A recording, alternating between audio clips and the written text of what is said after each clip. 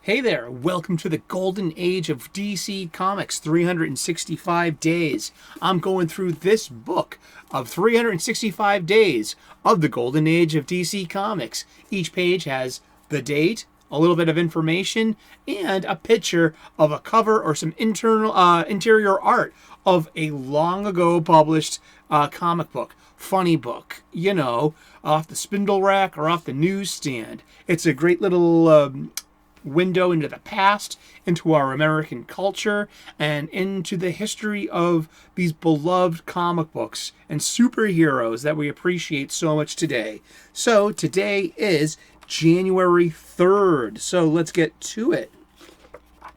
Oh, here's one that's close to my heart, and let's see, it's January 3rd, and Detective Comics number 27. That's right. The first appearance of the Batman. And I'll read you this much. It's art by Bob Kane. Notice there's no mention of Bill Finger because the litigation behind properly awarding Bill Finger co-credit hadn't been won yet by the estate. So this is art by Bob Kane, and it is art by Bob Kane. From the cover of Detective Comics number 27, May of 1939, January 3rd. Those big wings made their initial appearance on this cover, Batman's first public appearance. But artist Bob Kane dropped them immediately in favor of a distinctively styled cape. That idea, along with many others, came from the writer Bill Finger, who is Kane's unofficial and uncredited collaborator from The Dark Knight's first story on. Finger's earliest suggestions also included the pointed ears, the gray costume, the gloves, and the enigmatic empty eyes. The origin story in which Batman became a vigilante after his parents were murdered was also written by Finger. He was the unsung hero, quote unquote, Bob Kane acknowledged after Finger's death. So that's nice. Yeah, so that's Detective Comics 27, and it's January 3rd. And yeah, Batman had a huge part in my life. I know that much. I'm an only child. I had a single working mom, so I was missing, half of my parents growing up. I, had an uncle who was kind of like an Alfred. He was also kind of Batman to my Robin. And I grew up with the SuperFriends and with the 1966 Adam West Burt Ward show.